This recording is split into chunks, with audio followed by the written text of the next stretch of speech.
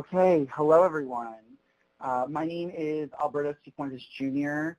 I am a doctoral student at the UConn School of Social Work, and welcome to the Fatherhood Special Interest Group of SWR, our innovative approaches to fatherhood research, challenges, and opportunities. It's co-sponsored by the Institute for Research on Poverty at the University of Wisconsin-Madison.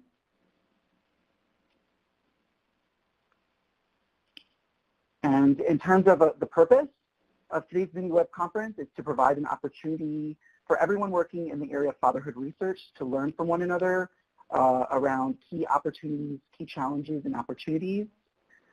Today we have three wonderful speakers, Lonnie Berger, Carolyn Dayton, and Bright Sarfo, who will each be introduced shortly.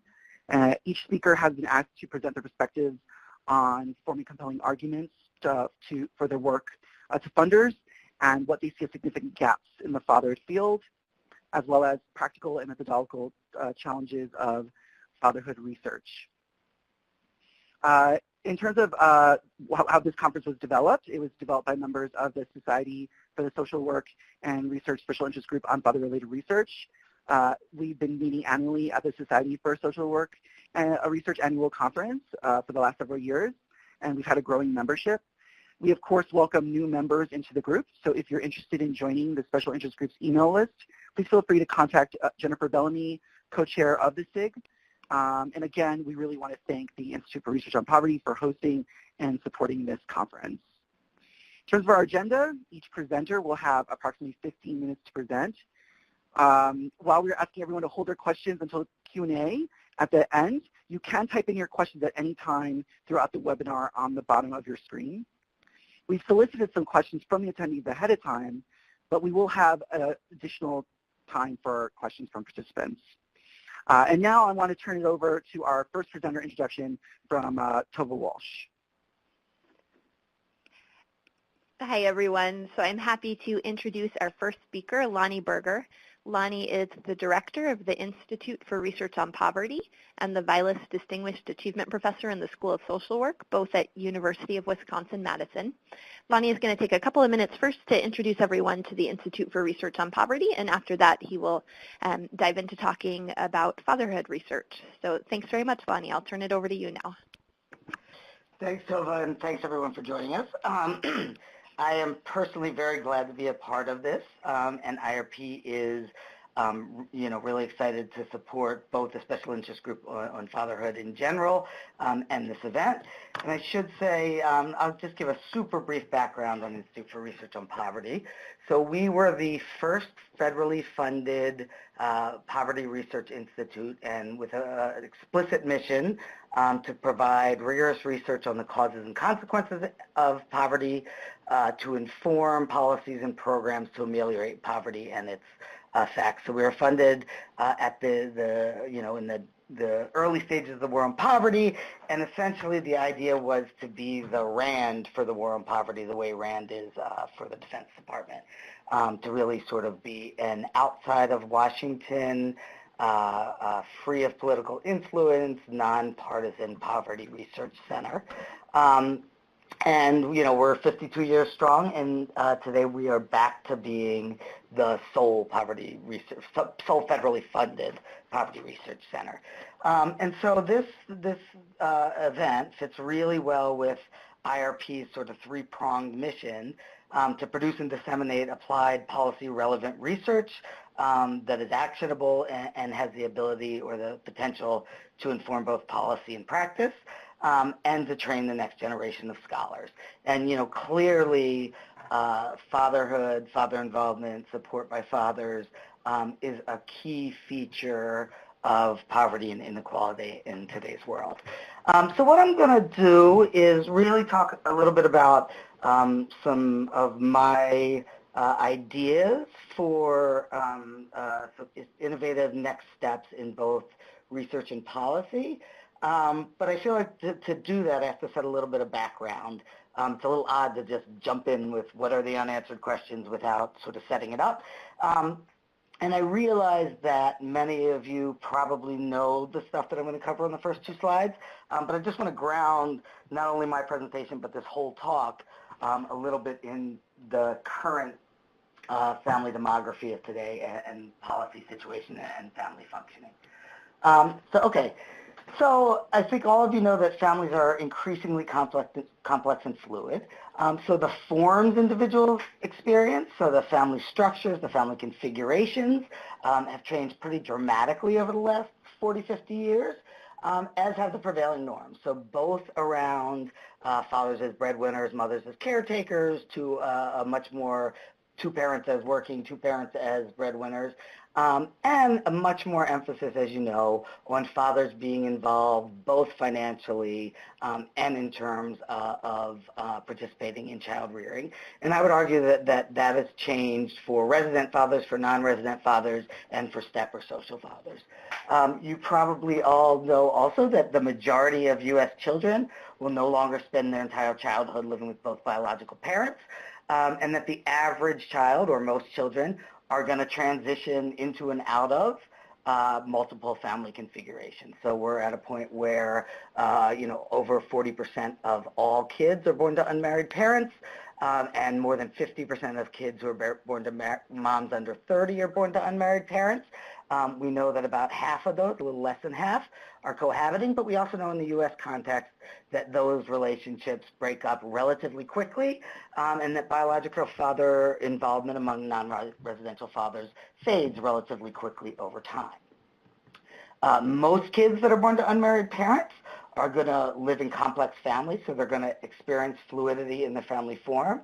So they may split time between their two biological parents' households. They may watch one or both parents repartner into cohabitation or marriage. They may have step-siblings or half-siblings on one or both of their parents' sides. And then, this sort of parental repartnering is common enough now that more than a third of kids are going to live with a non-biological parent.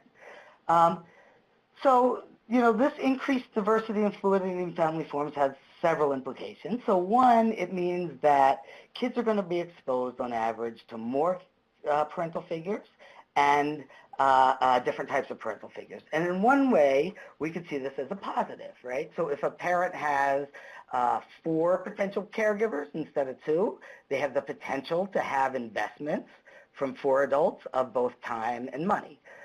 We also know that what happens when kids and adults live in complex family situations, there's a lot more difficulty negotiating roles. There's a lot more complexity in relationships. There's a lot more potential for conflict around expectations toward different family units and or toward different households. I think a second piece of thinking about this, which I'm convinced you all know as well, is that it's very clear that disadvantaged groups, so less educated groups, groups with less social capital, socially marginalized groups, are disproportionately likely to experience non-marital birth, father absence, and subsequent family complexity and fluidity. So right off the bat, this differential selection into these family experiences has implications for intergenerational transfer of human capital. So if the least advantaged families are selecting into single parent, complex families, families that are more difficult to negotiate roles, responsibilities, et cetera, that has real implications for the next generation.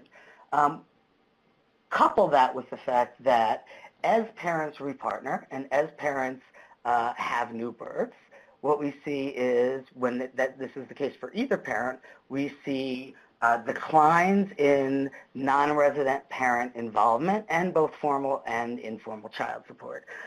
Notably, these effects are much smaller for formal child support than informal child support and time commitments or involvement, and that's largely because we have a child support enforcement system. On top of this, family complexity and fluidity are clearly associated with poorer family functioning and with adverse outcomes for kids across a wide range of developmental domains throughout the life course. There's still a debate as to whether this is causal. But in either case, this has real additional implications for intergenerational transmission to human capital. So what we really see is disadvantaged folks being more likely to end up in family situations that are known to be less supportive for healthy child development and really for healthy family functioning and parental well-being for the most part. And so what we would see is kids that are already starting out at a disadvantage are likely to have less stable and consistent home lives, which may have further implications for additional disadvantage. Final point in background is that policies in almost every domain we can think of were really designed in a much simpler era in terms of families.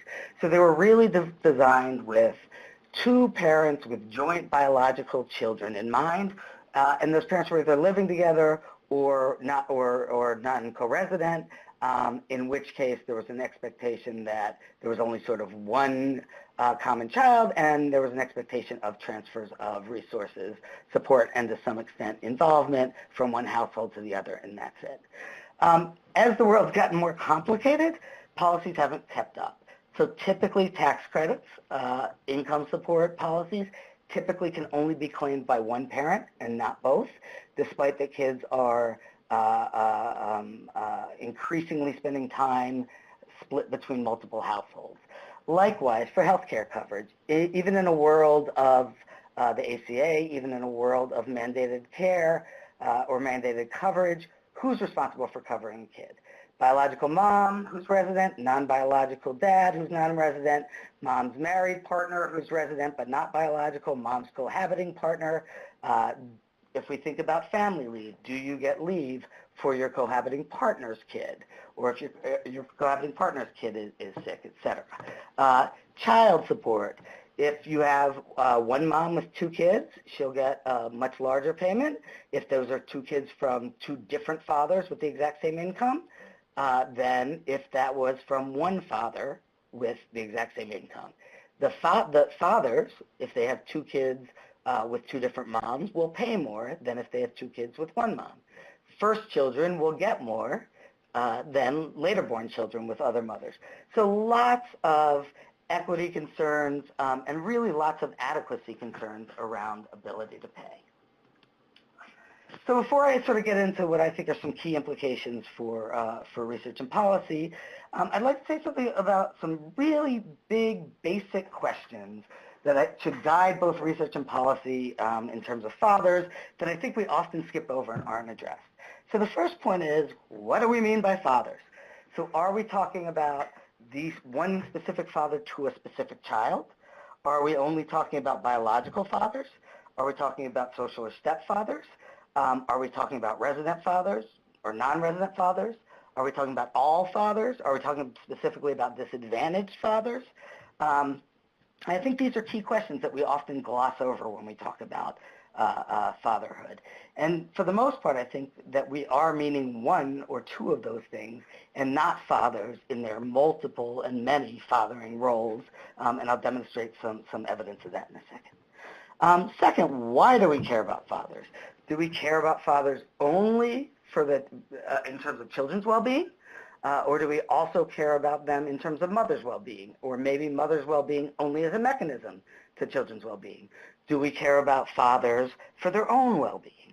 So I think these are key questions that we're skipping over often. A third one, which fathers do we care about? So do we care about only men who are presently fathers? Or do we care about men who are going to be fathers in the future, which is the majority, right, who aren't fathers yet?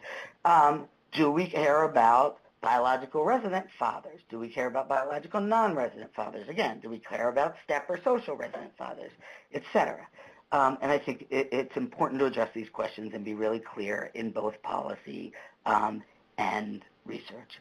Likewise, what are the normative and realistic expectations for each of these type of fathers in terms of involvement with kids, in terms of financial support, in terms of co-parenting or supporting the child's mother in most cases.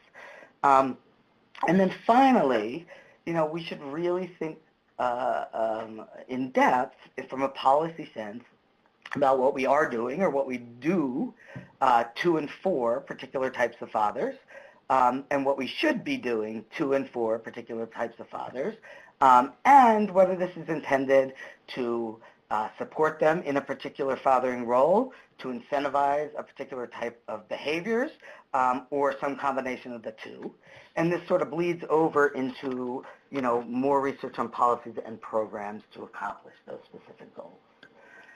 So I'm going to take a minute to just go through how complex and fluid today's families actually are, which I think will really, in my mind, provide a concrete background of how we need to think about fathers. So this first graph is a graph from the Fragile Families and Child Wellbeing Study. So we're looking at kids born in large cities from birth to age 9. So the solid parts are the portion of kids that experience no family structure transitions to age 9. The non-solid parts are the proportion of kids who experienced one or more family structure transitions, and the sort of 1, 2, and 3 or more. And so the first thing you'll see is, basically 50% of all of these kids are experiencing at least one family structure transition by age 9. And roughly, it's about 20%, 15% and 15% are experiencing 1, 2, 3 or more. Even among married parent families, 30% are experiencing at least one, and more than 5% 3 or more. If we look at cohabiting and single mother families, 70 to 75% of kids are going to experience at least one change in family structure and family structure composition. And if we look at, particularly, I'll give single mother families as an example, 25% of them are going to experience by age 9 3 or more changes in which parental figures they live with. Cohabiting families are relatively similar. So lots of fluidity over time, and lots of potential for complex relationships. The second graph is a graph of all kids born to unmarried moms in Wisconsin, followed through age 10. And what you'll see is at birth, about 22% of these kids already have a half-sibling on their father's side. And these are all, first births unmarried to moms born in Wisconsin.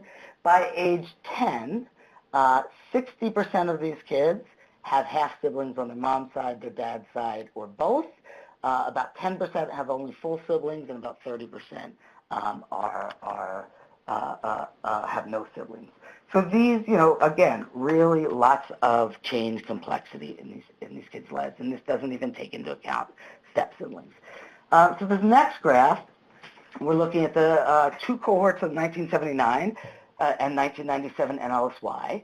So the black line is the earlier cohort, the red line is the later cohort. And so what we're essentially looking at is following kids from age or youth from age 17 to age 30. And what these lines represent is the proportion that were of men that were in multiple simultaneous fathering roles by age 30. So this means you were both at the same time a resident and a non-resident biological father, or a resident biological and stepfather, or a non-resident father and the resident biological father, etc. So you had more than one fathering role. And what we basically see is this is doubled from about 8 to 16% of all men over a 20-year period. The next slide, I break this down by education and race. And so one of the things you want to see is by age 30, 30% of black men, about 20% of Hispanic men, and about 15% of white men have had multiple simultaneous fathering roles. If we look at it by education, 40% of men with less than a high school degree have been in at least 2 fathering roles simultaneously. About 25% of those with a high school degree, just a high school degree or GED. Okay, so what do we take from this for considerations and implications for policy and research for fathers in this context of family complexity? So I think for both research and policy, we need to be thinking about multiple actors, multiple roles, and multiple relationships that are both within and across family units, and these now matter. And this matters for the way we do surveys, because we don't usually study families in this way, and this matters for the way we configure policy. So kids and parents can have multiple types of relationships, biological, marital, and co-residential. In both research and policy contexts, which do we privilege and when, in what context? In this context of family complexity, we need to think about the needs, capabilities, and well-being of mothers, fathers, and children, right? And we're talking about transfers among multiple houses. And how do we think about what's equitable, what's affordable in this larger context? And again, individuals not only have multiple roles at given points in time, but these roles change over time. And we want to think about this fluidity over time. And we want to think about, at a point in time, all of the roles as a father, and not just in relation to a particular kid. A second sort of major heading is thinking about the economic and behavioral goals of program evaluations, of research, and of policy. So we want to think in terms of fertility and family formation decisions. Often in this research and this literature, we skip right past that and go right to non-resident fathers or whatever. We want to think about, how do we most effectively do public and private income support transfers in terms of adequacy, affordability, and equity. Healthy parenting practices. Who do we involve? And how many members of this sort of family system? Father involvement, which will be a lot of the focus of today, and then again, this family instability, these changes over time. So what does it mean when you have a really involved stepfather, but the parents break up in a year? So I'm going to highlight 3 key areas that I think are ripe for research and policy innovation. So the first is going to preventing family complexity, right? So I think it is well known that the returns to particularly delaying childbirth, so up until about your mid-20s, are substantial in multiple domains of well-being for both kids and parents. We also know that the vast majority of non-marital births, and 73% of them to women under 30, are unintended. And the vast majority of non-marital parents who have unintended births, really of all non-marital parents who have non-marital births, are likely to break up, highly likely to break up by age 3 or 5. Reducing unplanned pregnancy has a huge number of potential positive effects for parents and for children. And to date, we've really tested 3 approaches. So we've tested abstinence education. The evidence has been universally disappointing. We have not developed programs that work.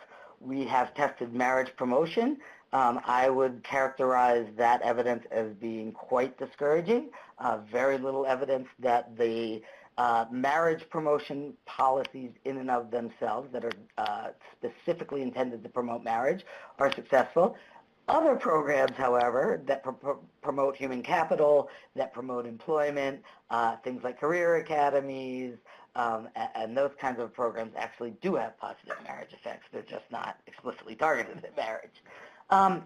And then the last piece is really around LARCs, or long-acting reversible contraceptives. The existing evidence suggests that this could be a total game changer, that offering free LARCs to women who are actively seeking contraception could really change unintended births and outcomes associated with them. I'd note, however, that there have been some methodological problems in all of the existing studies.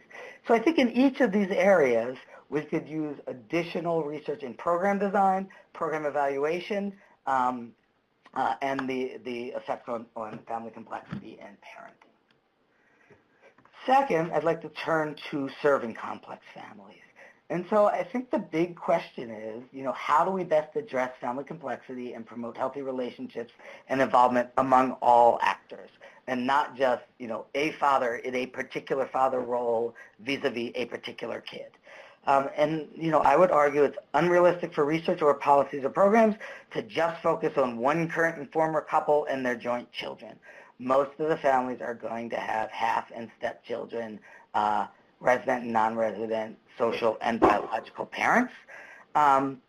And again, we need to think about these multiple roles at a given time, over time, and think about fluidity.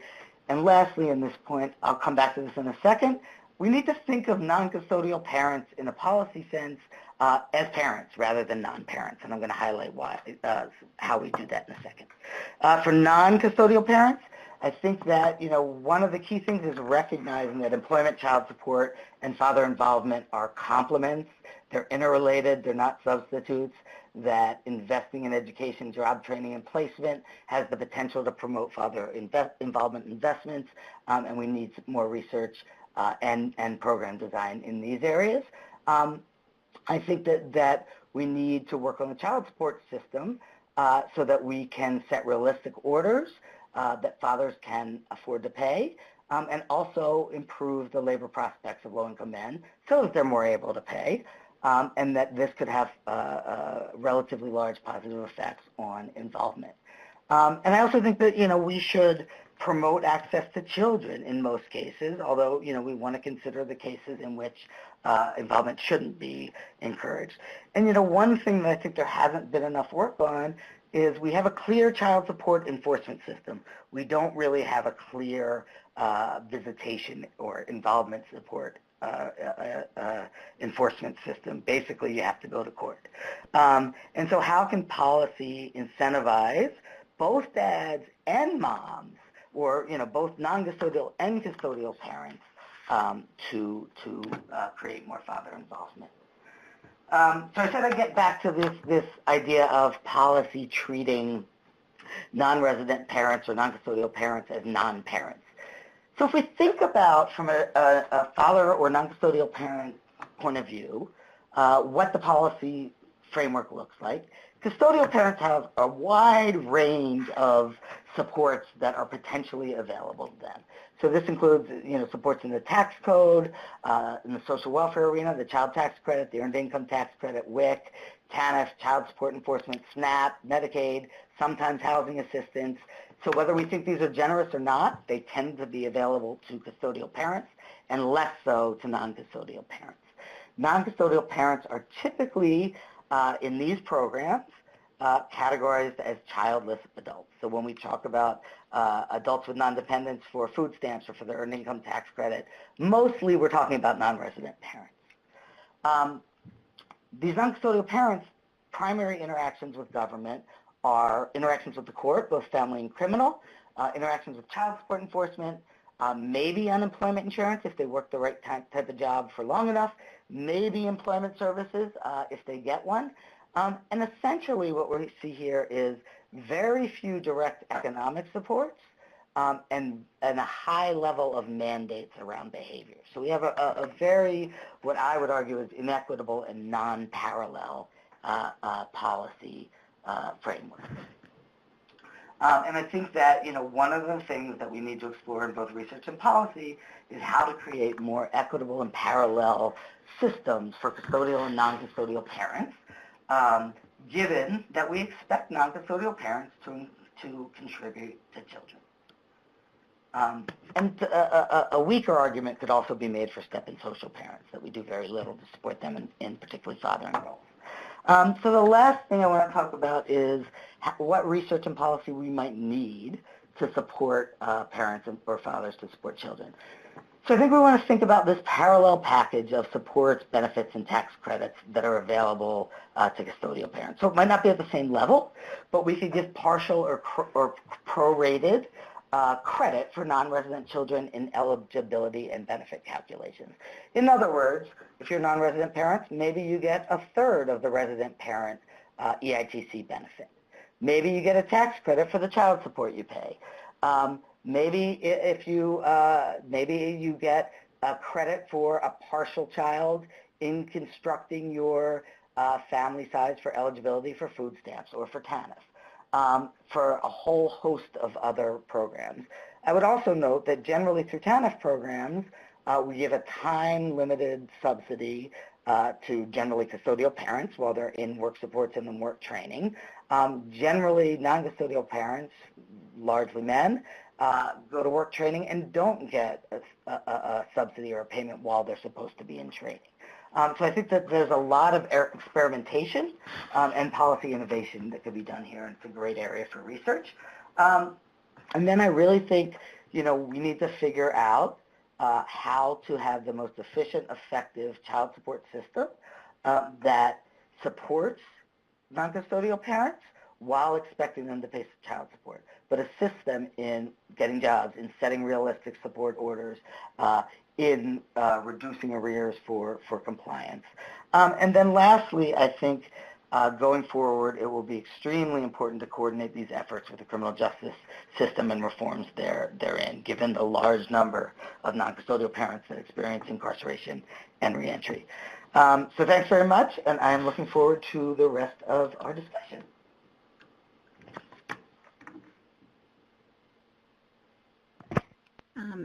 Thank you so much, Dr. Berger. Good afternoon, everyone. My name is Joyce Lee. I'm a fourth-year doctoral candidate in the Joint PhD program in Social Work and Developmental Psychology at the University of Michigan. I have the great privilege of introducing Dr. Carolyn Dayton today. Just FYI, for those who are listening in, for participants who are listening in, you can type in your questions in the Q&A box at the bottom of your screen, so just wanted to put that out there as a reminder so that questions can come in.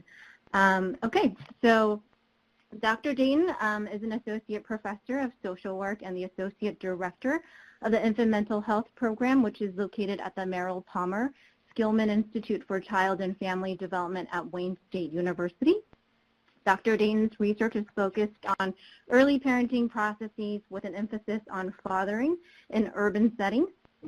She maintains licensure in clinical social work and clinical psychology, and she has over 2 decades of experience providing clinical interventions to families of infants and young children in a wide range of settings, including home-based, center-based, and hospital programs. Dr. Dayton's program of research is fundamentally translational and transdisciplinary. It's informed by her clinical work with families and aims to identify biological and psychosocial risk and resilience factors that influence parenting processes and early child development. Today, Dr. Dayton's presentation is titled Beyond Father Involvement. Go ahead and click. Working to understand, engage, and support fathers and their families. Without further ado, here's Dr. Carolyn Dayton.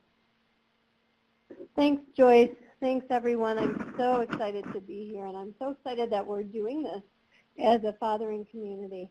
I hail to you from Detroit, so I will be talking to you about my experiences in research in general, but with a real focus on Detroit. I appreciated a lot of the things that Lonnie said, and I'm gonna try to speak to those as I talk here because I think they're really important. So I'll interject some policy things that I've run into here and there if I can here. So I'm going to start. I'm going to start with a slide that looks funny but really isn't, right? So we don't ask the question, why do mothers matter, right? We don't. There's no one out there who is asking that question. In my experience, both clinically, policy-wide, in Detroit, people are still asking, like lots of people are still asking, why do fathers matter, right? If you get the, what the heck is she talking about if I asked you why do mothers matter? But people are still asking this. So I feel like on multiple levels we have a long way to go. And we really do, and I'm talking about my community partners as well as in the research field and beyond, in the policy field, as Lonnie pointed out. So we still need to make the case that fathers matter to funders, to other researchers, and to fathers themselves, and I'll talk a little bit about that in a minute. Kids, as we all know, are all in, right? When fathers are involved with kids, they just thrive. In terms of policy, one of the things in Detroit that we're facing right now is an infant mortality crisis that's just abominable. It's on par with third world countries, really struggling third world countries, in fact. 79% of the births in Detroit are to unmarried mothers. So there's a big sort of initiatives, several initiatives, to deal with this infant mortality issue, right? You see, what we know is that when dads are involved at all these levels, kids do better. What we know is that when dads are involved, infants survive.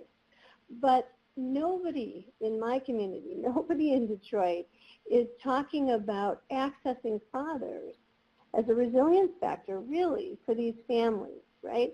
And when I talk to folks, and I have a slide on some of the pushback, so I'll get into that in a minute.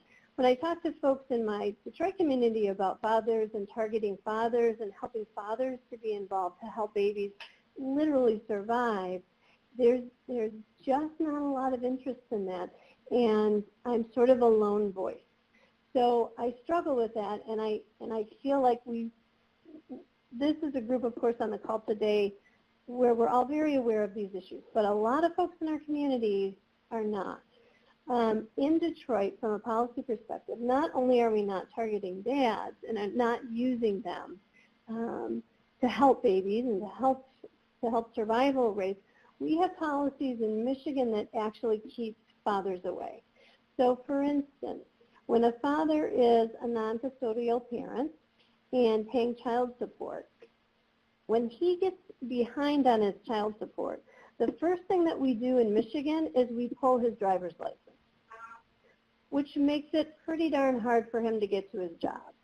The next in the sort of series, when you get to the end of what we're doing to punish him for not paying child support, when you get to the end, when he owes approximately, I think it's about $2,500, not $25,000, $2,500 for a certain period of time, he's arrested, charged with a felony, and put in prison, at which point he is no longer any help at all to his family. So we have policies really that are keeping dads away, and we have community members who aren't understanding the importance of fathers. The research is clear. When they're involved, kids do better, right? So I'm going to talk a little bit about another piece. I didn't want to talk too much about my research here. It's not a research gathering in terms of that, but I want to talk a little bit about this one finding. So I'm an infancy person, and I have a sample of very high-risk parents, 51 mothers, 51 fathers, who were expecting a baby when they came in to visit us. Very high risk, almost 50% living under the federal poverty line, exposed to violence, exposed to psychopathology, et cetera. And that one of the big findings across all kinds of different areas of my study, and I do biopsychosocial research, so lots of different sort of domains, is this notion that when dads tell us, and this is the ROFQ, Palkovich's measure, when dads tell us that they feel like early fathering is important, it's corresponding with all kinds of other outcomes.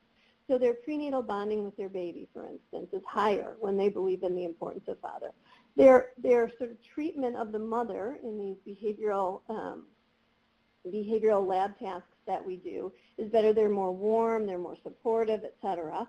They have their own psychopathology, and this is correlational. These data at this point that I'm telling you are correlational. Their depression and their anxiety tend to be lower when they view themselves as important in their child's life, right? Yet, in interviews with this sample, and Tova Walsh also has data that are similar to this with a more middle-class sample, fathers say that they view their roles as more important when their kids are older.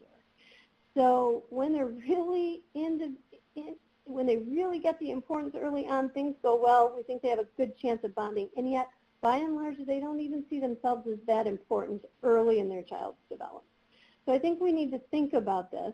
And I think it sort of suggests that another group, at least in Detroit, at least in my community, who need to be convinced about the importance of fathering is fathers themselves. All right, so making a case for understanding and supporting fathers.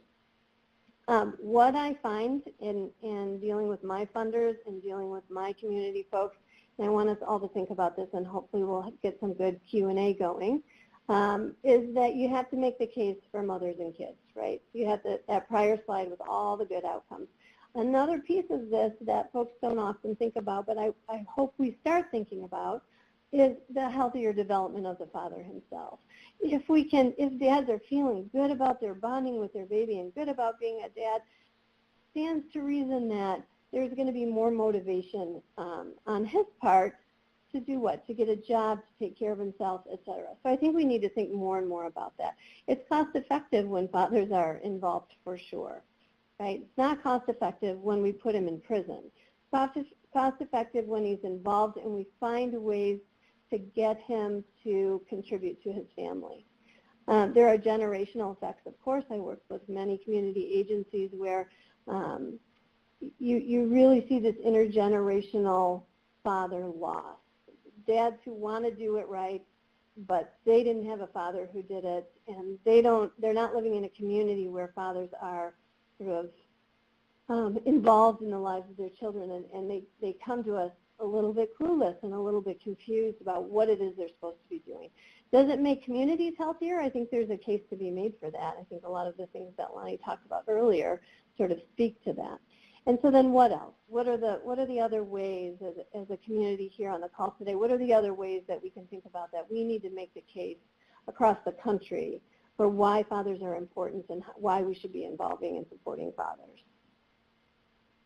In my community, again, the pushback I get is the following, right? All these things, and I'm curious to hear what other folks experience as well, but the mom is much more important to early development, right? And so folks want to target moms and babies, and they worry that if they help dads, if we sort of give some of the resources to fathers, that's going to take away from, right? I'm making the argument it's going to help, but they make the argument that it's going to take away from services to mothers and babies. And what about dads who are violent? I get that all the time, especially in medical situations. So obstetrics nurses and those kinds of folks who they deal with this from time to time. And so it's a one bad apple spoils the bunch kind of thing. They don't want to deal with dads. They don't want to engage in this because they feel like a lot of the dads are violent and they're going to be hurtful to the family. It's too complicated, so this is social workers who say, you know, I have to pick my battles. If I'm going to help somebody, I got to figure out who's going to be the one where I get the most traction. And there's a lot of discord, and I don't know who to believe, and so I pick the mother. We have models for intervention that work for moms. We have fewer ones for dads. And social workers, therefore, often feel like they're caught, and they have to do the model that they know with the clientele that they know. The child support one is big. He's not paying child support, and that is a signal to people that he must not care about his baby. Obviously, this is not true for many, many reasons. And another population is fathers who are in prison, and social workers and other folks who are trying to access them, work with them, feel like they don't have access, feel like they can't. And that's a huge problem as well, because we know that when we connect with fathers, research has sort of shown this, when we connect with fathers in prison and we help them keep their babies in mind, keep their children in mind, keep a connection with their kids, they're much more likely to be involved with them when they leave the prison system. All right. So moving beyond father involvement, just a reminder, everyone on the call knows the wonderful work by Lamb and Fleck and colleagues early on with their engagement, availability, and responsibility kind of model, and this has been elaborated more recently by Fleck.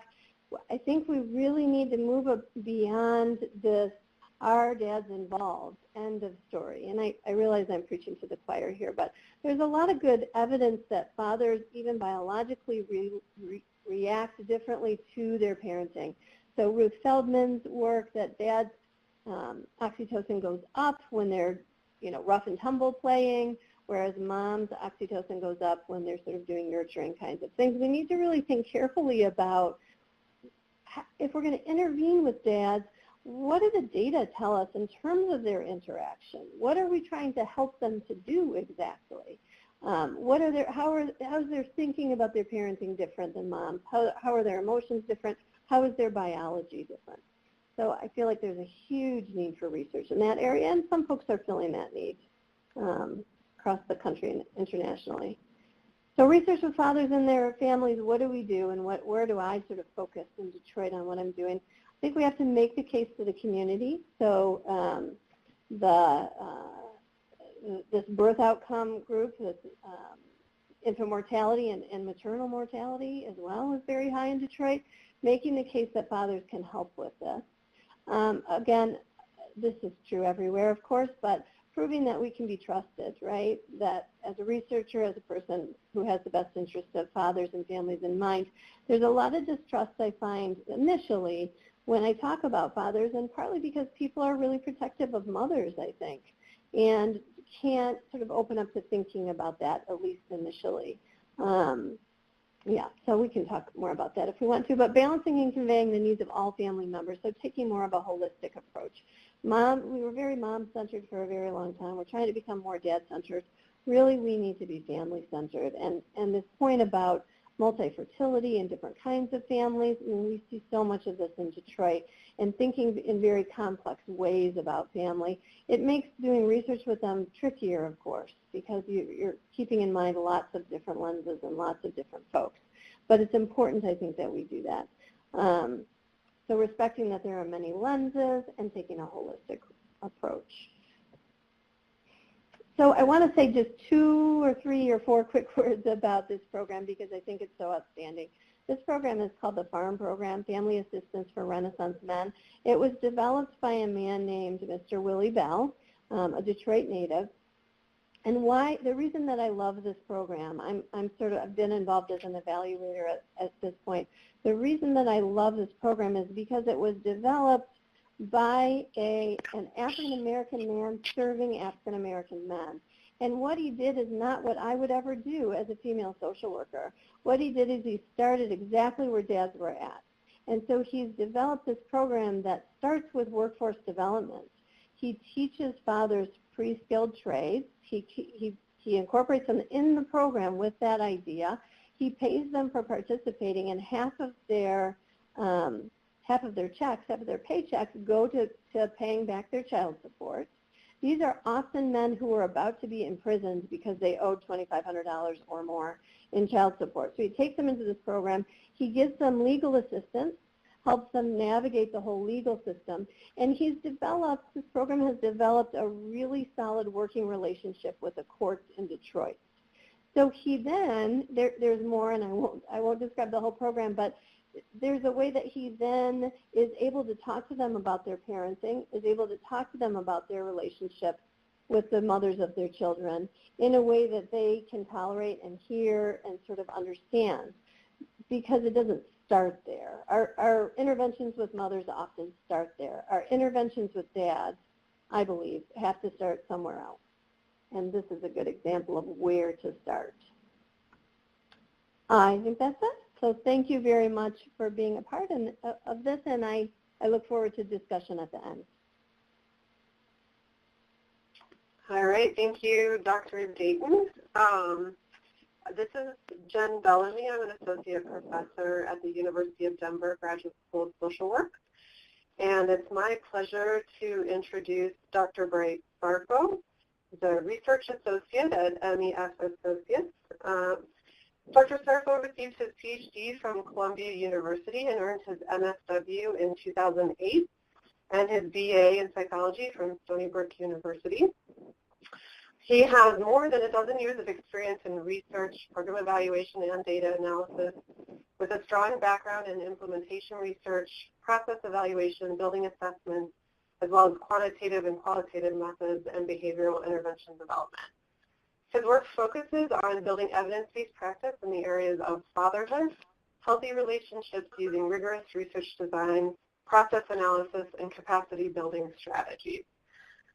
Dr. Sarko has worked on national evaluation projects for the Department of Labor and the Administration for Children and Families, and he has worked as a lead liaison for local organizations to conduct process studies and provide technical assistance in the form of training, evaluation planning, and site monitoring.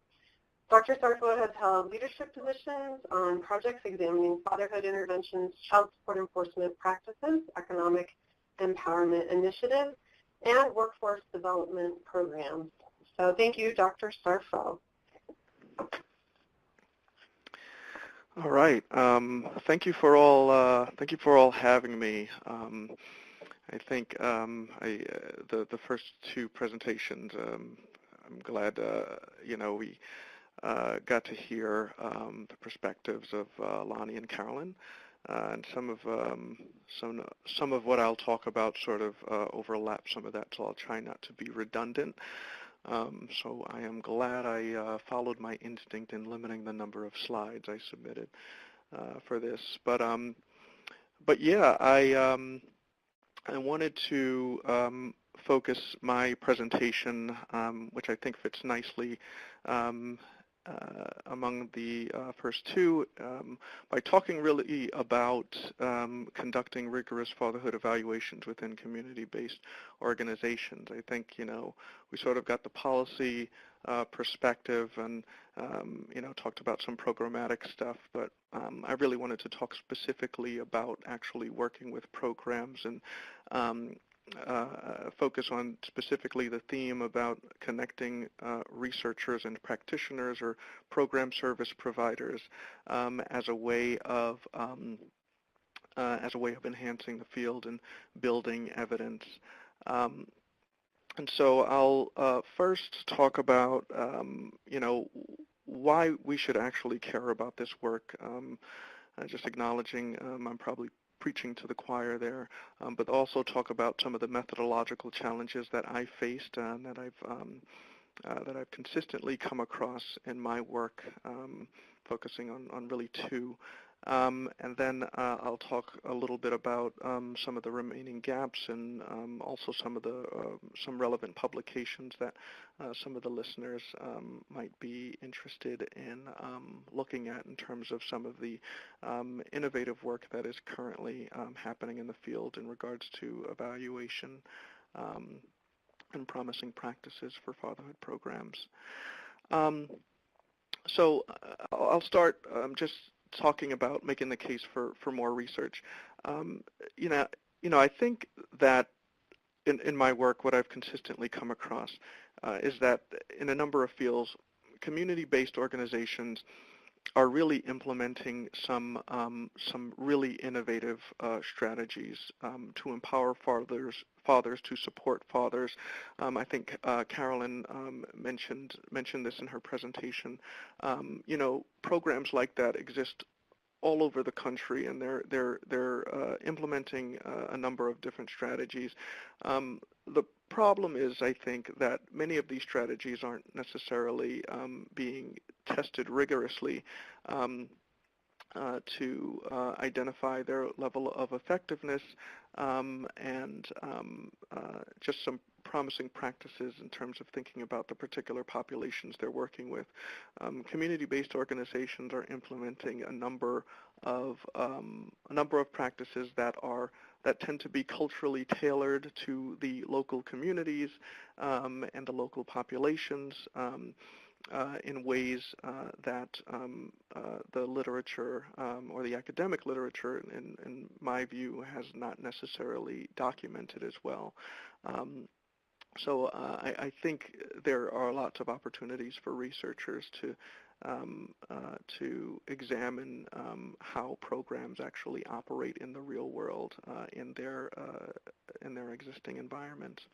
I think in other cases that the fatherhood field has an interest in building evidence for enhancing this work. I'll just mimic what Carolyn talked about as far as understanding that fathers who are involved with their families outside of those that include abuse and alcoholism and aspects that might put children in danger. Outside of that, we know that that children benefit from having a supportive father figure or father in their lives. We know that there are positive impacts on children related to academic achievement. We know that early pregnancies go down in households with fathers or with fatherhood involvement. We know that children do better in terms of psychosocial outcomes They do better in terms of behavioral outcomes. And so almost every metric you look at in terms of children with a father in the home or with a father in their lives, they just do better. So if we're interested in child well-being, and I would hope that we are for the most part, I'd do you a disservice if I did not acknowledge that fathers as a group aren't necessarily considered a deserving one. Certainly not a vulnerable group to the level that children are. And so that's one thing I want to acknowledge, that making that case is very important. Single mothers, when fathers are supportive, there may be some reductions in parental stress on her part. And when fathers are given the resources to actually be effective providers, just thinking about child support, the fathers that I've spoke to in focus groups and semi-structured interviews and a lot of my work, these fathers had a problem with child support when they didn't have the ability to pay. It's not like they don't want to pay child support. Like when they don't have the ability to pay child support, that's when child support is a problem. But when they do have the ability to pay it, fathers I've spoken to are more than willing to do it. They know where this money is going. If it's going towards the care of their children, then they want to do it. And so this is, and if we, we know that consistent child support payments may lift a lot of these single mother households out of poverty in some cases. And so that's one important case to make. And finally, just related to the first point, is that programs, we need to think really closely about examining how effective these programs are, because we know that programs don't exist in a vacuum. They're essentially embedded in the local communities in which they operate in. And so there are existing partnerships with child support, for example, some existing partnerships with child welfare agencies, some existing partnerships with employment agencies that do allow fatherhood programs to operate efficiently, certainly in terms of recruitment, in some cases in terms of retention, which I'll talk about a little later on because they're very important for both researchers and program providers. And some of those relationships can certainly be leveraged, and they can teach us a lot about what it takes to actually operate fatherhood programs effectively within a community setting. So I'll just talk about some of the methodological challenges, and there are many, but I know my time is limited here. But program providers are not friendly towards traditional experimental designs, and so these are designs where we have a no treatment control group, and we're sort of testing a specific approach there, and rightfully so. In many cases, because one, programs typically want to serve everyone who's eligible for services. But the other thing is that having a no treatment control condition can often compromise the reputation of a program in a community or organization in the community. If, for example, a employment program or child welfare agency, for that matter, are sending fathers over to receive parenting training, and there's a chance that they could get randomized or selected out, then what can essentially happen is that agency will send fathers elsewhere. And that can be a problem for ongoing recruitment and retention. And of course, recruitment and retention can be struggling, is a problem for programs in general and across the board. For different reasons.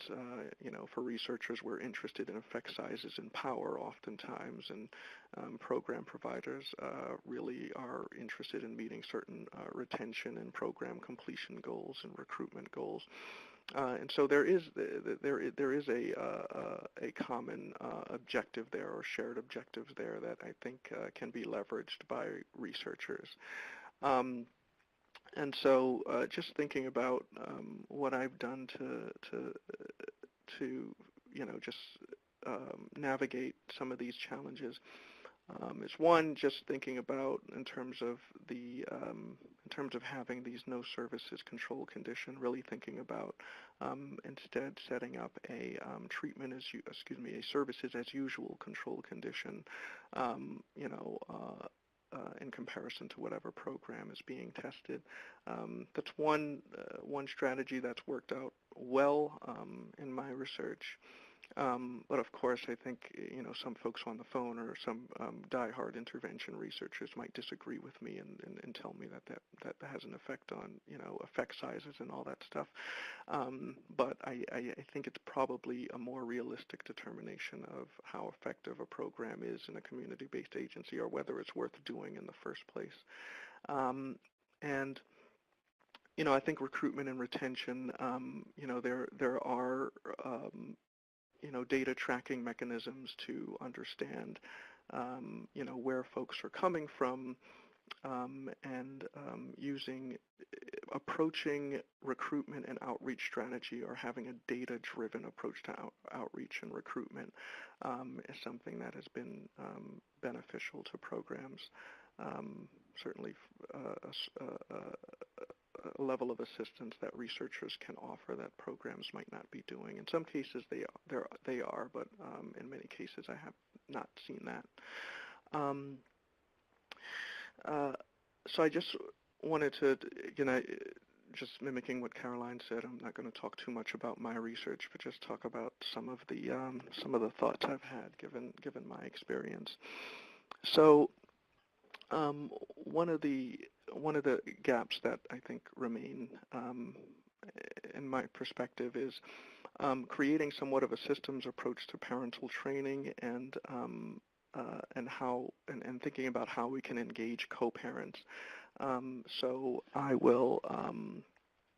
I'll mimic what Lonnie said about the healthy marriage approach, sort of not being the best way forward given what the research says, but healthy relationships, or effective co-parenting relationships, is something that I think researchers and programs are really interested in looking at. We know that non-residential fathers in particular, it's just really hard for them to be the fathers that they want to be if the co-parenting relationship is not working out. If there's gatekeeping, it's just really difficult for them, and no matter what degree of parental training you give a father, if that relationship is not addressed, then it goes nowhere, right? But most we can hope for is if he has another child by another parent, or another partner, then he can sort of implement what he learned there. But we know that there are other problems that might lead to. So there are current, and when I talk about systems approach, I'm talking about really interventions that go beyond just training the father in various parenting skills, and actually involving other members, other relatives, including the child, in parental training practices, and sessions and interventions, or whatever you want to call them. Just currently I'm working on working in the Building Bridges and Bonds demonstration. That's testing employment programs, testing one employment program, testing one parenting program, and then an employment program. And just focusing on the parenting program that they're testing in particular, it's using the Just Beginning intervention. And this is an 5-session intervention that basically allows fathers to engage in play with their children in session, and includes, both parental training, observation with feedback and debriefs. And this is one example of I won't go too far into into it, but this is one example of an approach that really does engage other members of the family. It also includes an orientation component where co-parents are introduced to the program by a facilitator while the father is engaging in the program. It's a light strategy to engage co-parents, but I think it's a good start compared to some of the things I've seen in the field. Another question is how can we strengthen engagement strategies among fathers participating in fatherhood programs? So this just goes back to the retention issue I talked about before. And another aspect of the Building Bridges and Bonds study is the use of what's called a Dad Time app, an app that fathers can download on their phones.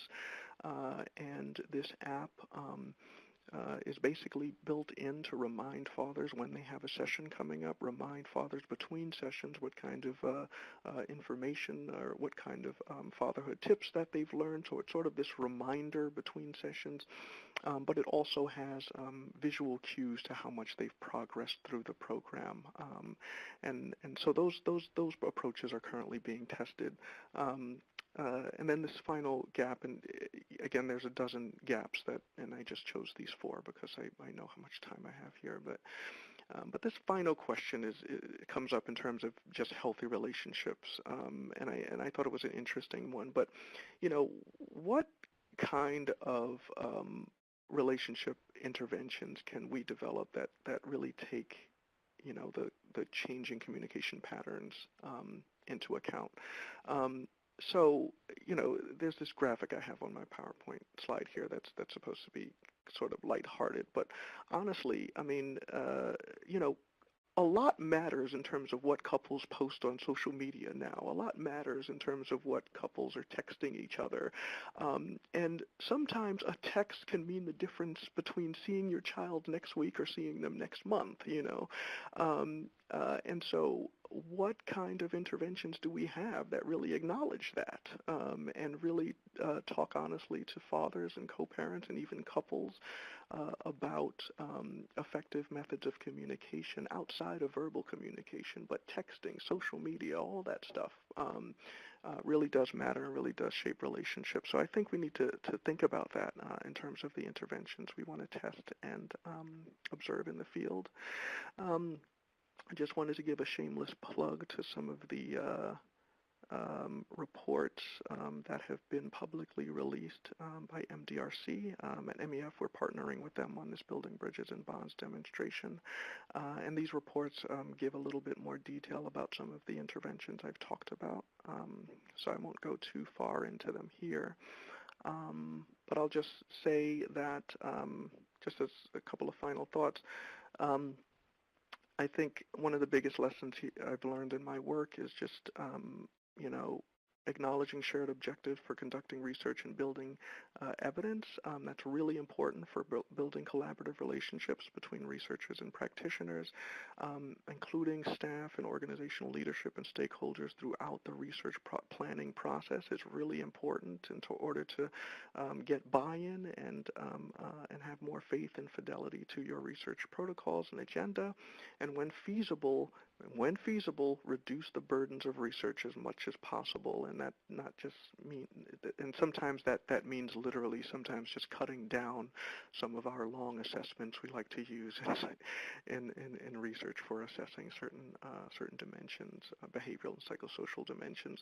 There are a ton of other examples, but that's one I've run into a lot more. And I think that's pretty much my final slide. I hope I didn't take too much time. Again, I appreciate you giving me the time to talk about my experience and some of my thoughts around fatherhood. I think it's really important. All right. Thank you, Dr. Sarfel. So my name is Justin Hardy. I'm a fourth-year doctoral candidate at the School of Social Service Administration at the University of Chicago, and I'll be moderating the Q&A portion of the webinar. So I'll be posing questions to the presenters based on questions that we received during the registration process. But in the meantime, while I'm posing these, if any of the audience has any questions that they'd like to raise, please do so in the Q&A box, and I will queue them up. So we actually received one during the webinar, so I'll start with that one. And again, this is to all the presenters. How does race and ethnicity factor into father involvement and engagement? How does the complexity and fluidity of families manifest cross-culturally based on your observation, research, and/or practice experience?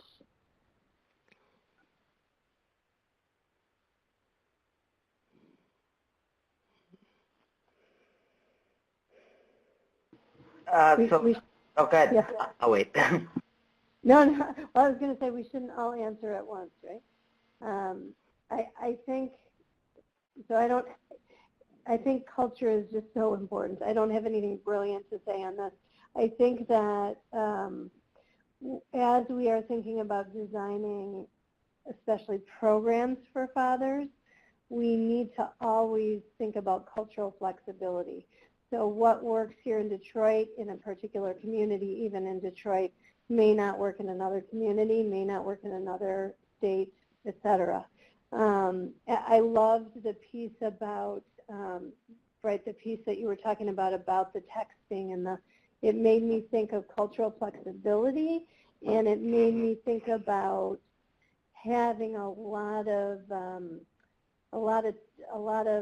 tools in our bag of tricks, because where we are and who we're talking to and who we're trying to help really does matter.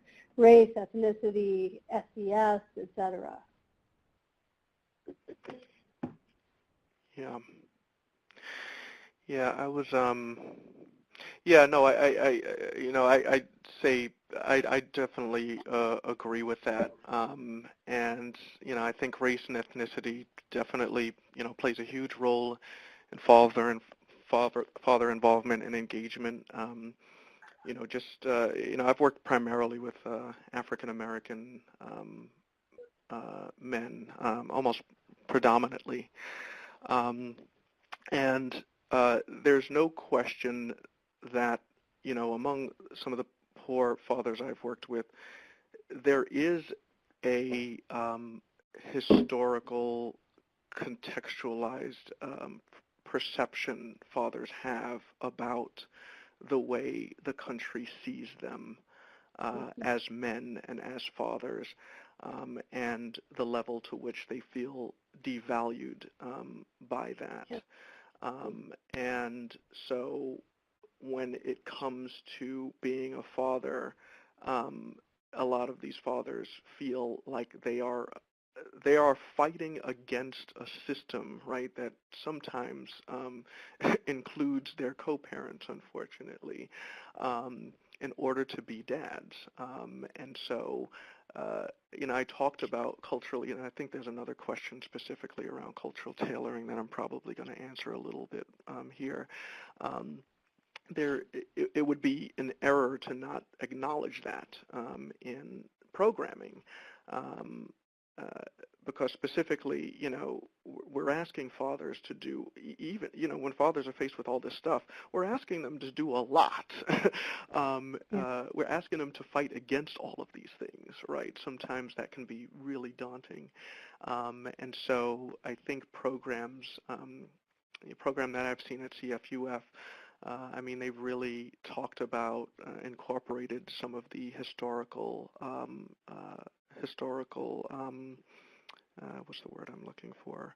Disadvantages, and how, as a race, African Americans have continuously successfully have fought against that and have achieved many successes, and they still are achieving many successes, and this is something that requires a great deal of grit, and that has to be acknowledged. If it's ignored, it can be very difficult, I think, to engage fathers. And so I just wanted to mention that sort of micro aspect of it, and I think, Lonnie, you wanted to say something. Yeah, so I'll just add, so I agree with both of the points that you two have made.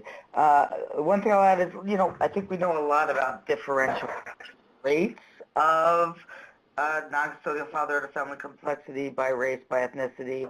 I wouldn't confuse that. I caution against confusing that with culture.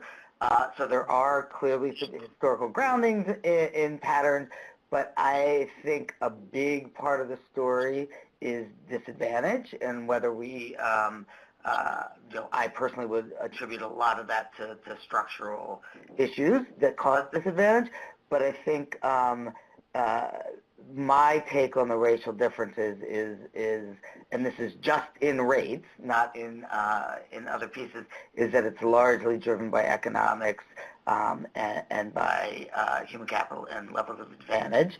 The other thing I would add, and this kind of goes to Bright's point about seeming like society is against fathers, et cetera, and I think there is that, hugely that, and I think that, this sense of identity in a father role, particularly if you're economically disadvantaged and don't have a lot of resources financial resources to contribute, can really affect whether you feel like you're meeting your own standards for being a father. And you can kind of get a reciprocal I don't know how you'd say it, but a feedback loop that makes it even more difficult, because if you feel like you're not meeting your own standards for fatherhood, your ex is the kid's mother, doesn't feel like you're doing what she wants you to do, and it may just be that you don't have the opportunity to do that. Great, thank you all. This is another question that was raised during the webinar. How do you effectively culturally tailor an intervention for father involvement and engagement? You work with folks in the community who are a part of that community.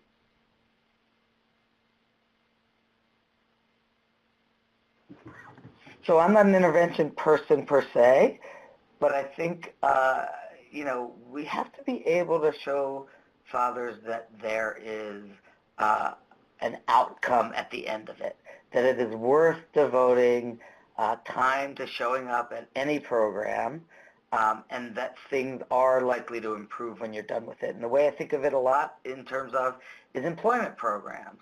So what's the point of going to an employment program if there's no job at the end of the program? And what you're essentially saying is, find transportation, come to our program, participate, and largely, we're not going to give you a stipend. We're not going to pay you for your time. And that's time that you could be out either hustling to try to make rent or trying to find a job on your own. And, I think, not being, an expert in this area, we have to also be able to demonstrate the benefits of a fatherhood, of a parenting, of a relationship program to really make participants believe that this is worth it. Great, thank you. I'm sorry, I was in mute. I was going to add to that. Oh, go for it.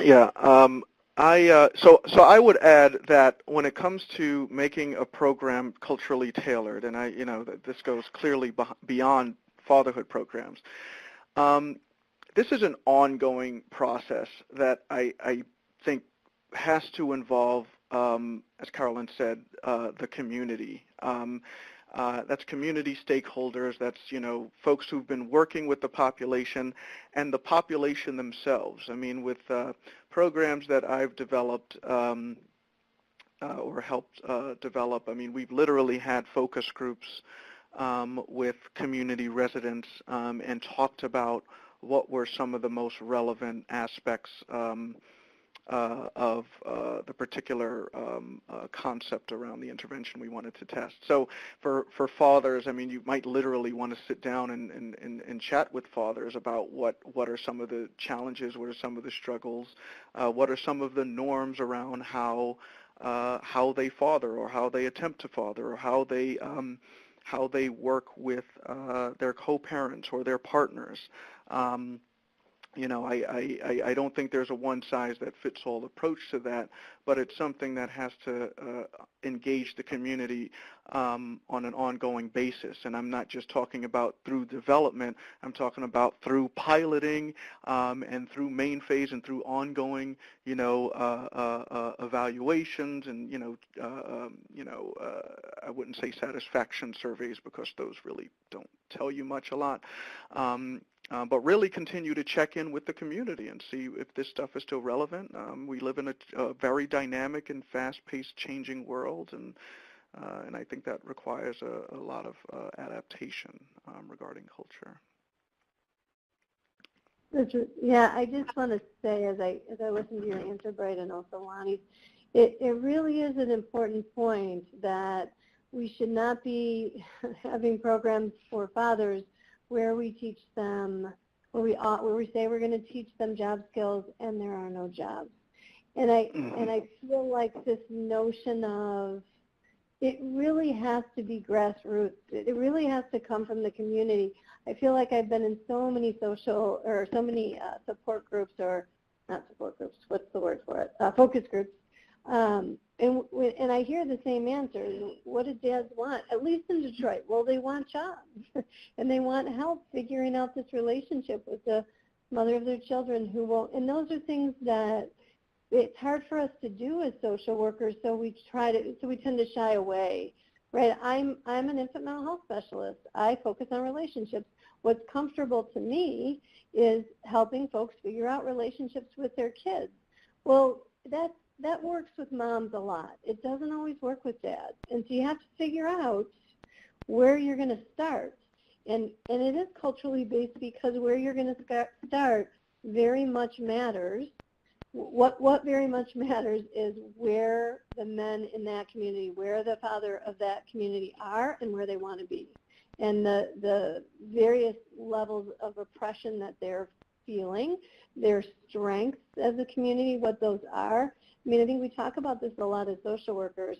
It's hard to sort of concretize. It's hard to figure out how to make that happen exactly, but that's where the money's at, I think. Thank you. Here's another question regarding co-parenting relationship building. How much can programs take a one-size-fits-all approach? And how much do they need to take family form or structure into account? For non-resident fathers, how much does the reason for non-residence, such as military deployment, economic migration, incarceration, or divorce or separation, play a role?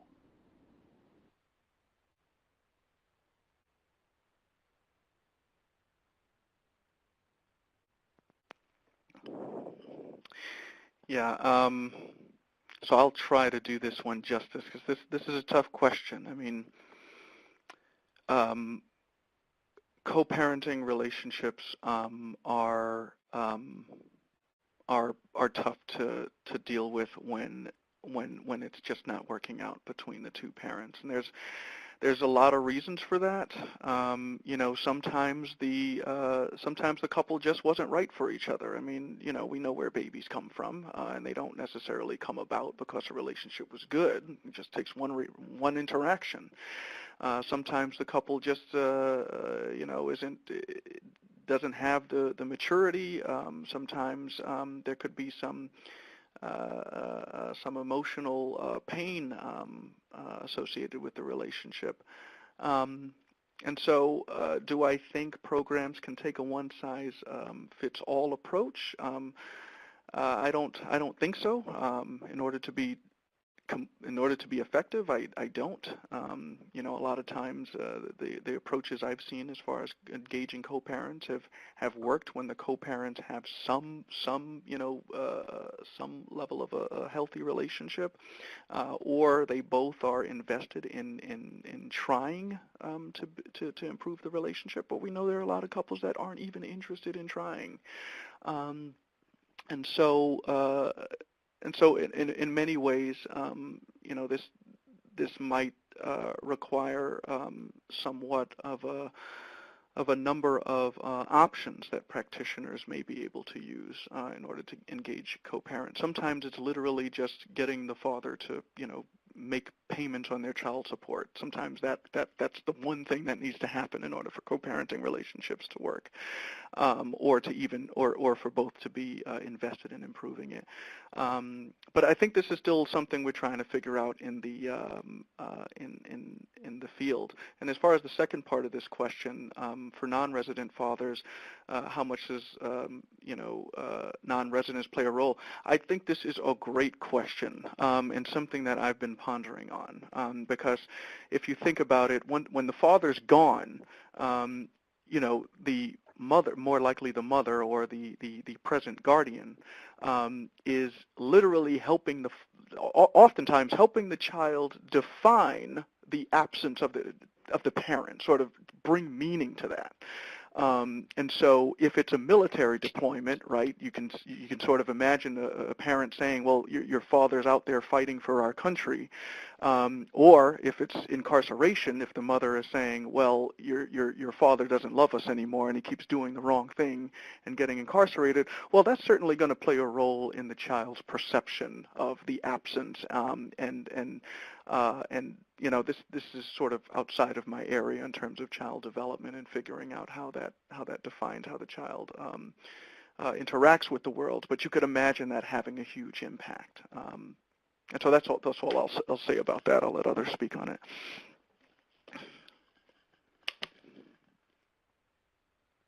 I mean, the only one thing that I would add is that it depends. So the role of reasons for father of non-resident father for the father being non-resident.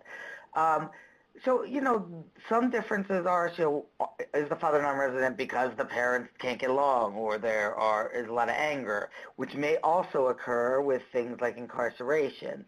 So there are real differences in sort of the triggers and causes and reasons that may affect, as Brett said, like how the mother conceptualizes it and how the child learns to conceptualize the absence. But overall, the longer the father being away and the longer the father is away, there is a dose-response relationship to the higher likelihood of family instability. So the higher likelihood that mom's going to find a new partner, regardless of the reason the father's away. And there's been some comparisons done of military versus incarceration and things like that. And so it has implications for the parent figures that a child experiences, regardless of the reason. So I think what I would add to that is we need to be very careful and think very carefully about what we mean by the father being away, not us as a group, but how, for instance, an unmarried mother who gives birth in Detroit, what the assumption is about where the father is, and how involved he may or may not be, and why or why not he might not, either way, what are the reasoning? He may be non-residential with her, but comes over every day. So I think that our conceptual or sort of old-fashioned views, I know, again, I'm preaching to the choir, but old-fashioned views of what it means to be kind of involved, quote-unquote, an involved father can really be very complex. And you have to ask a lot of questions to understand what's going on. Maybe the father is out of state, but the brother of the father is very involved. I mean, there's just a lot of ways that families figure this out, and a lot of ways that they try to make it work. And so, I just think it's very complex, I guess. Thank you for the great responses. So I'll move on to the next question. Engaging fathers in evidence-based parenting programs is important, yet continues to be a challenge. How do you define engagement, and what should research consider when measuring this concept?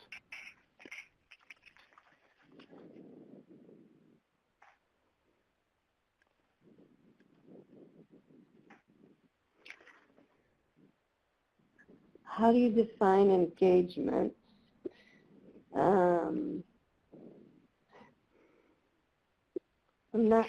I'm not sure I'm totally understanding the probable nuance of the question.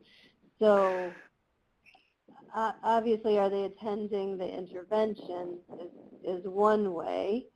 I'm not sure. Do the other respondents have an idea? Yeah. So I think attendance is one thing we all care about. Is really important to sort of be present in these programs. So typically when I'm talking about engagement with the programs I'm working with, we're essentially talking about attendance. But I think there's another level there that we don't tend to talk about as much as we probably should, and that is, what is the extent to which fathers are actually getting the information that's being delivered. So fathers can be in session and then they can fall asleep, right? Sometimes fathers can be doing that because they're just interested in getting, in fulfilling whatever court mandate they need to fulfill, or whatever probation or parole mandate they need to fulfill. But engagement is, I think, another part of that is the extent to which they're actually getting the information, and actually, consciously actually absorbing the messages that are being sent by the program. And you're right. It's continues to be very challenging because of a number of different issues. One. Well, I think many times it depends on the geographic area these programs are being delivered in. I've been humbled by how surprised I've been as far as the diversity of issues that have kept fathers from completing and attending programs consistently. Sometimes it's a transportation issue. Programs have provided, support for transportation. Other times, fathers are just so transient because, their lives are so difficult. I mean, Carolyn, you could probably speak to this a bit. But I know the fathers I worked with in Baltimore, some of them were simply just getting arrested. Some of them were, they had other mandates they had to fulfill around drug treatment appointments and that sort of thing, and court appointments. So yeah, that all continues to be very difficult. And I think that given that, programs would benefit from thinking about ways of, or diverse ways of delivering information and delivering messages. At this very moment, we're all talking to each other and we're not in the same room. How many of our programs are taking advantage of mobile technologies and WebEx technologies? I'm understanding that many fathers may not have access to computers and that sort of thing. But I think we can think carefully about ways of delivering information in a way that can engage fathers and also give them more options for receiving the information rather than coming into sessions, which can be sometimes difficult. Which would, of course, change the way we look at engagement, right? Not just attendance, but sometimes literally, logging on to something. Yeah. It's so I hope interesting. I answered your question. Thanks, right. It's interesting because as you're talking, I'm thinking about engagement even differently, right? So that this farm program, Family Assistance Renaissance Men program, part of the way that so this is maybe program success versus engagement, but part of the way that I know that it's working is the men who have gone through the program are referring their friends and relatives. And it's becoming known within that community in Detroit that this is a program that's helpful. And so folks want to come, and when they come, they're engaged in the ways that you're describing. And yeah, things keep them away for sure, often beyond their control. But if we think of engagement as almost respect at a community level of the program itself, then we know we really have something that's working. Yeah. Thank you. So the next question is,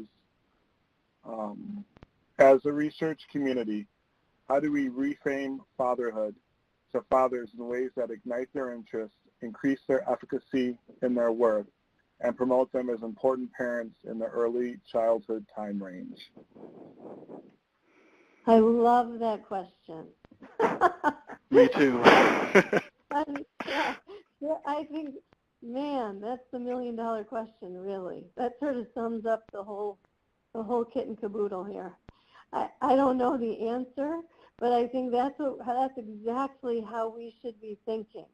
How do we reframe fatherhood? How do we understand what fatherhood means to fathers? And how do we get them excited about that? Yeah. I don't have an answer. Anybody else? I'm with you on that one. Don't have an answer. I think it's a great question. Yeah, I think it's a great question too, and maybe I'm a little bit naive, but I don't think it's particularly difficult to get fathers interested in being dads. I have seen a lot of excitement among fathers. There's a lot of struggle, but the idea of them being the fathers that they want to be it's looked exciting. I mean, I don't know if folks can disagree with me on the phone, but dads want to be dads. They just want that opportunity. And I think increasing their efficacy and worth, I think a lot of programs have done well in that department. I actually think programs on the ground have actually done really good here as far as giving fathers the degree of self-efficacy and their the belief in themselves as dads, the belief that their role as fathers is an important one. But again, there are all these other barriers that I think programs have struggled with. Dads want to be dads. They just need the tools and the opportunities to be dads. I have, go ahead. Okay, so I agree completely, and my reaction wasn't to so I do think dads desperately want to be dads. I think the desire's there. I think the motivation's there. My reaction about the $1,000,000 question piece was really how do we, on a widespread, sort of large scale, reduce those barriers to create sustainable relationships. Mm-hmm. Yeah, for whatever it's worth, I'll say that an anecdote here is that this program that I keep talking about, they do group sessions, and so all the dads are sitting around, and 2 or 3 days into this intervention, folks are talking, and one dad just blurted out, "I so needed this," almost in a way that, it was like slightly inappropriate because it interrupted the flow, but he had this moment where he was like, oh my gosh, these fathers talking to each other and helping me and me helping them. It was this sort of, it's what you dream of, what you wish for, right? For any intervention, that it captures the spirit of folks in a way that to them, is just feeling very, very useful and helpful and touching them in a particular way. And I guess that's different for every person and every group and every community. But I certainly agree dads want to be dads.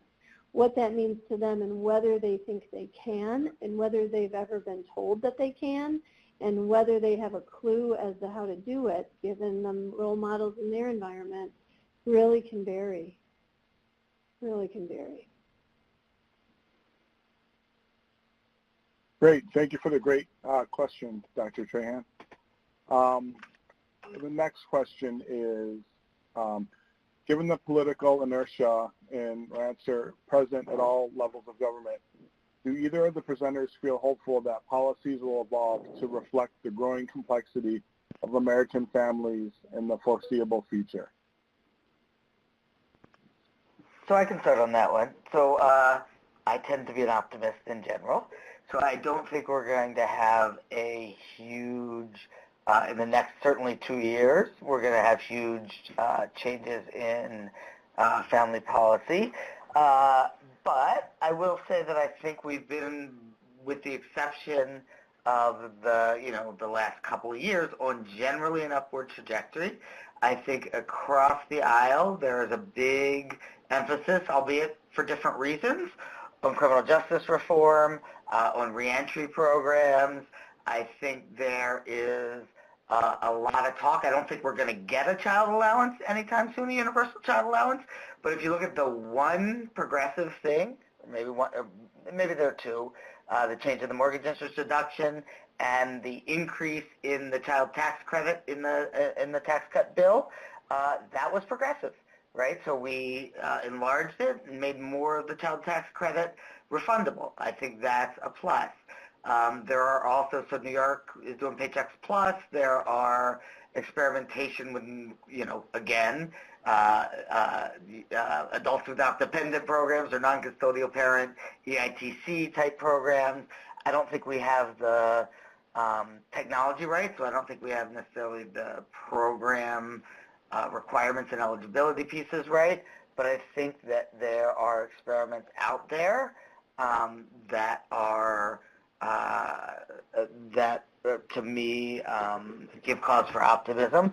My understanding is that HHS is also going to is getting ready to fund a new series of marriage promotion type programs, and that the sort of new innovation in those programs is to add an economic support type component.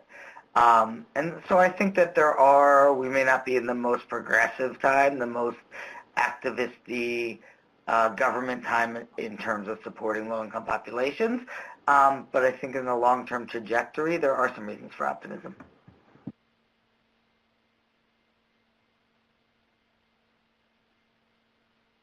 Thank you. Our next question is, what are the major research questions that programs and policymakers want answered? What are the challenges and opportunities for answering these questions?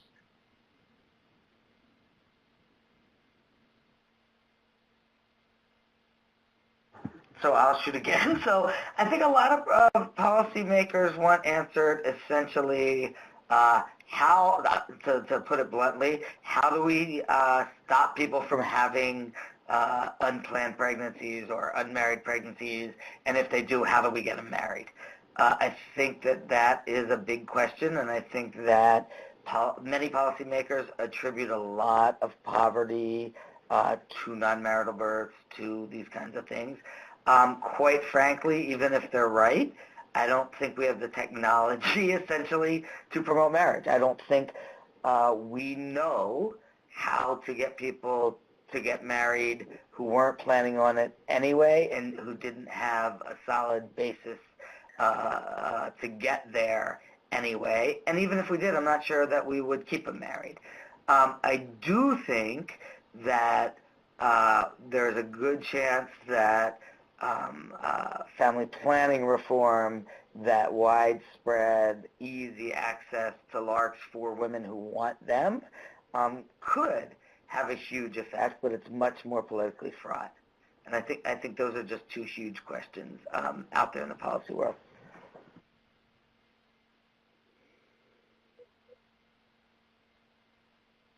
All right. What are key issues around cross-cultural / global research on fathers?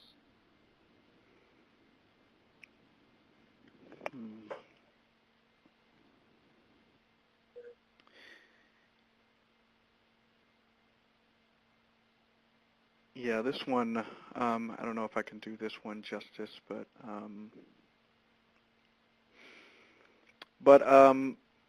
no, I mean, there's a couple of recent studies I ran into that just acknowledge that there are some pretty major cultural differences in terms of how fathers define themselves, find themselves as dads and as men.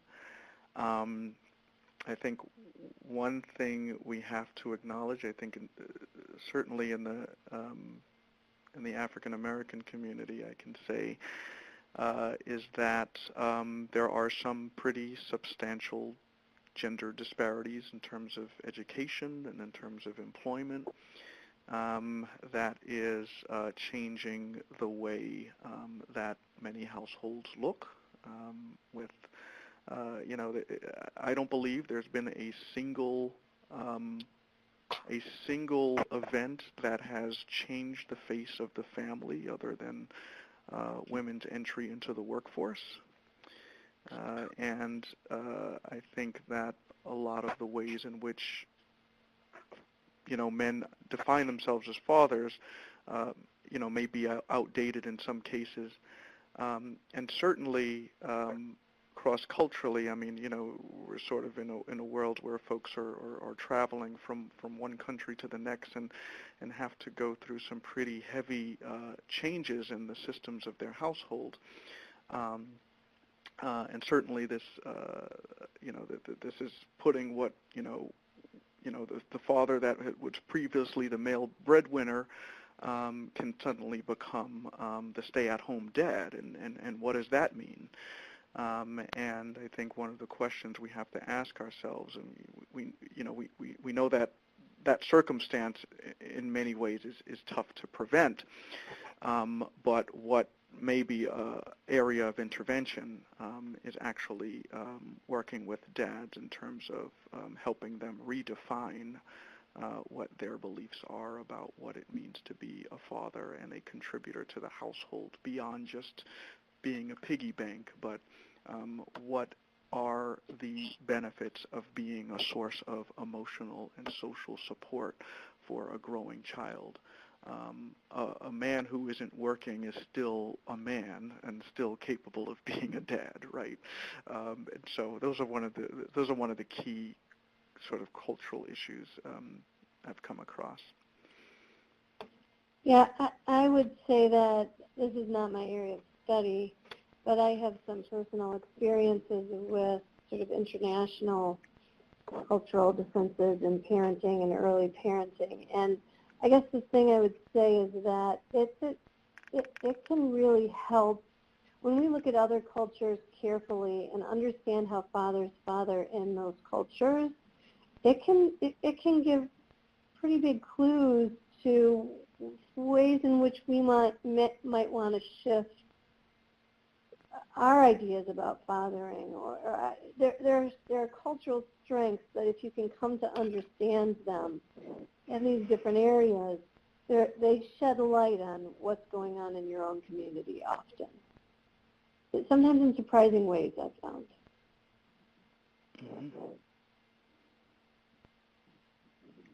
Thank you. Our next question is, how can researchers better address the impact of structural inequalities, especially those based on race and class, on fathers?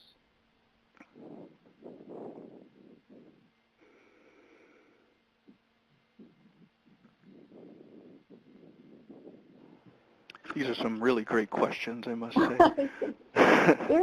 These are very hard questions. Yeah.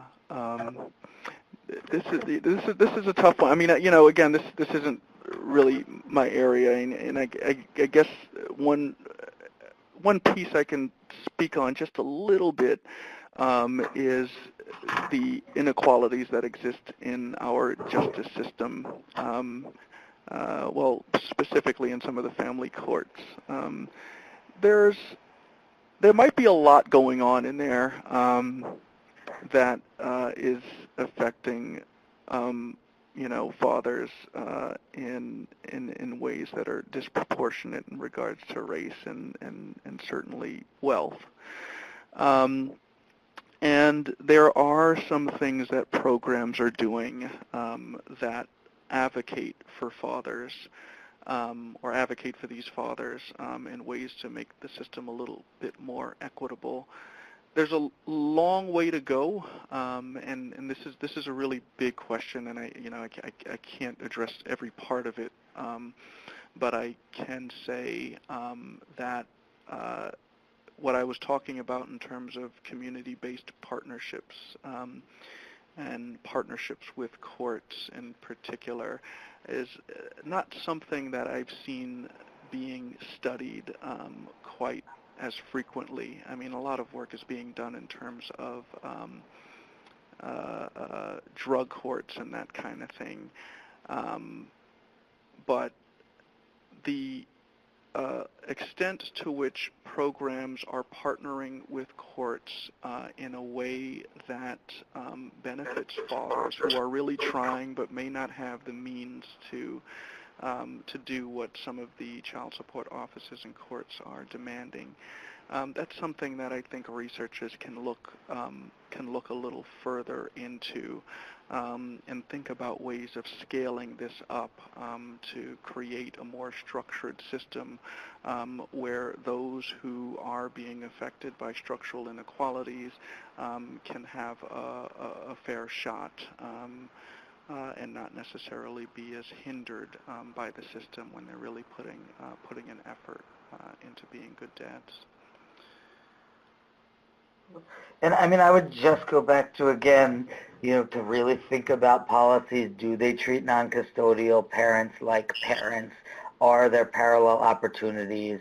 The other, thing that I think is just crucial is really, figuring out the right mix of economic support. So without opportunities to earn a living, without opportunities for employment, it's really hard to sustain father involvement, to encourage marriage, to collect child support, any of those kinds of things.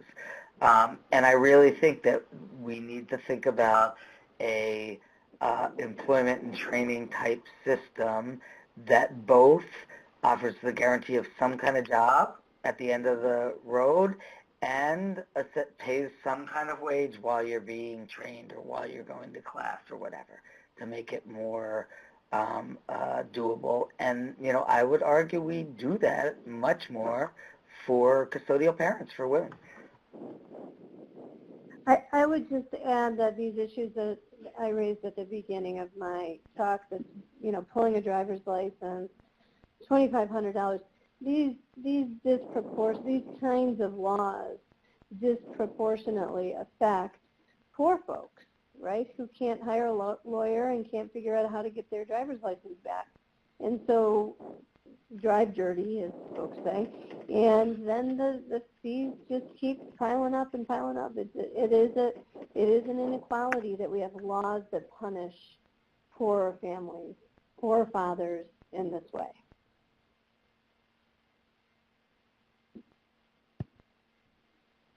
Thank you. So I have a question that was raised that is for Carolyn. Being that there is so much trauma history with so many fathers, in what ways do you think a didactic, attachment-based perspective may inform the way that clinicians engage with fathers? And on a side note, wouldn't it be so great if more infant mental health interventions focused on the emerging father-baby relationship?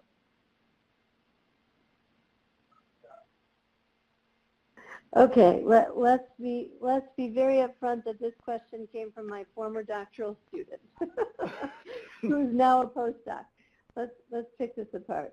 So much trauma history, so many fathers. What way do you think a dyadic attachment perspective may inform the way that clinicians? Wouldn't it be great if more infant mental health interventions? Yeah. So she's Laurel's sort of advocating for the infant mental health approach, right? I do think that we have to take trauma into perspective. Trauma-informed care is another one of my passions, and partly that's so because these folks that we've been talking about, or at least I've been talking about, for the last 2 hours, are violence-exposed folks in lots and lots of different ways. I think from an attachment perspective, right, you want dads involved really early on. You want them to bond during the pregnancy. You want them to have access to their infants. And as I said in my data, what I see is that, first of all, they do believe they're important, and things get better, seem to look better anyway. And yet, fathers, when they talk about, and they're pregnant, and they're expecting, and they talk about their children much older. They don't, when we say, what are you thinking about now that you're expecting a baby? Well, I'm thinking about throwing a ball in the backyard. I'm thinking about walking her down the aisle, etc. So we need to do more. We need to do more in terms of helping fathers bond with their babies early on. But we have to help them understand why that's important, and that they are, in fact, irrespective of the social narrative, that they are just piggy banks. We have to find a way to shift that narrative to help fathers understand that their early interactions, holding, rocking, feeding, boring stuff of early infancy, are the bedrock of what's going to be their eventual relationship with these kids. And I think if we can do that more effectively, more fathers are likely to stick around. Did I answer the whole thing? I'm not sure, but I can stop there for now. Great.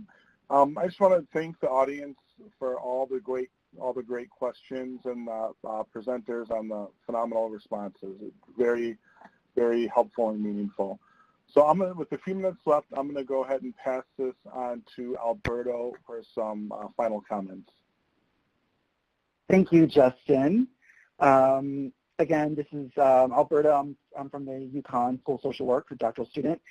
And first and foremost, on behalf of the SSWR SIG, I would really like to thank all of our wonderful speakers, Dr. Lonnie Berger, Dr. Carolyn Dayton, and Dr. Wright Sarfo. And their emails are on the screen, so you're free to contact them after the webinar. And we hope you'll keep these conversations going. Also, thank you to the Society for Social Work Research Special Interest Group, or the SSWR SIG, as I like to call it, Conference Planning Committee. Thank you again to the Institute for Research on Poverty for hosting and supporting this conference, especially to David Chancellor, who gave us technical support. And lastly, many thanks to you for participating and engaging with us in this very vital and critical dialogue on fatherhood research, social work practice, and public policy. The recording of today's session will be made available following the webinar, so if you missed part of it, it's okay. You will get a recording of the full webinar. And we really look forward to continuing expanding these conversations beyond the webinar. And lastly, just a final reminder that if you would like to receive news and updates about future webinars and resources on father-related research, please contact our SIG co-chair, Jennifer Bellamy, at jennifer.bellamy@du.edu. Her email is on the screen as well to join our listserv. And just thanks again for engaging with us in this really important conversation, and have a great weekend.